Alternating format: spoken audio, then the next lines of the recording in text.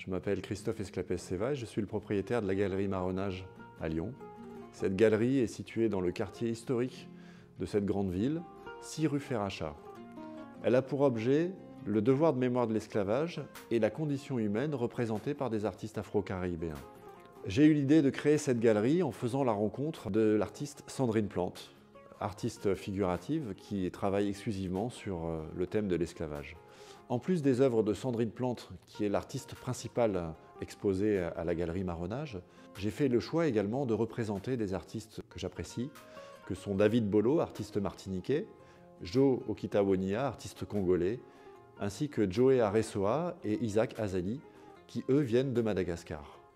Chacun d'eux intervient sur des thématiques un petit peu différentes, que ce soit le devoir de mémoire coloniale, la condition féminine, l'enracinement et la recherche des origines. Tous ont leur place dans cet établissement engagé. La galerie Marronage souhaite transmettre ce devoir de mémoire au plus grand nombre. On a pour objectif de faire venir notamment des enfants au travers d'accords pris avec des écoles pour leur enseigner justement cette histoire de l'esclavage. On a également comme objectif d'organiser des manifestations avec des acteurs importants dans la société civile, des gens qui sont engagés dans cette condition humaine, que ce soit des conférenciers, des artistes, des écrivains. La galerie ne souhaite pas simplement s'inscrire dans simplement une représentation de l'art, mais vraiment d'ouvrir le champ des possibles à tout ce qui peut graviter autour de cette condition humaine. C'est vraiment notre credo et notre engagement profond dans cet établissement. Je m'appelle Magali Esclapès-Seva, je suis mariée à Christophe Esclapès-Seva qui a ouvert la galerie Marronage en novembre 2020. Je viens vous parler pour vous faire découvrir cette galerie, pour vous donner envie de la découvrir. Ce projet est un projet qui a été mûri au cours de nos discussions à tous les deux.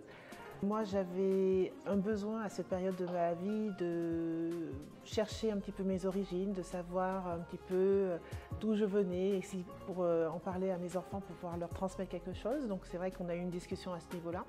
Et ça a derrière incité Christophe à aussi s'impliquer dans ce projet. Et donc on a découvert une artiste, enfin lui a découvert une artiste et il m'a invité à la découvrir, Sandrine Plante, qui effectivement travaille sur le devoir de mémoire autour de l'esclavage, elle fait de très belles statues. J'ai été assez impressionnée par ce travail parce que c'est vrai qu'on ne s'imagine pas derrière tout ce que ça demande comme travail, mais c'est des œuvres absolument magnifiques. Donc il a commencé à en acheter une, deux, trois. Je me suis dit, mais dis donc, tu vas devenir son mécène. Et en fin de compte, en parlant comme ça, il m'a dit, bah oui, tu as peut-être raison, j'ai bien envie de représenter cet artiste et d'ouvrir une galerie. Donc au début, c'est parti de là. Donc j'ai trouvé que c'était une idée absolument sublime, mais en même temps un petit peu ambitieuse. Mais je lui ai dit, bah, écoute, si tu as envie de le faire, fais-le, tu as l'occasion, pourquoi pas. Il s'est lancé là-dedans et moi je l'ai accompagné, toujours un petit peu dans l'ombre, mais il me demandait des conseils et je lui donnais mes impressions. Mais il avait quand même pas mal d'idées dans la tête. Et ça y est, ce projet est maintenant lancé et commence à se développer et à prendre une belle ampleur. Et c'est pour ça que je vous invite à venir découvrir cette galerie qui se trouve à Lyon, dans le 5e arrondissement, à côté du quartier touristique. C'est vraiment un petit bijou. Il n'y a pas d'autre mot pour vous dire de venir la voir, parce qu'on ne se rend pas compte aussi bien que quand on est dedans.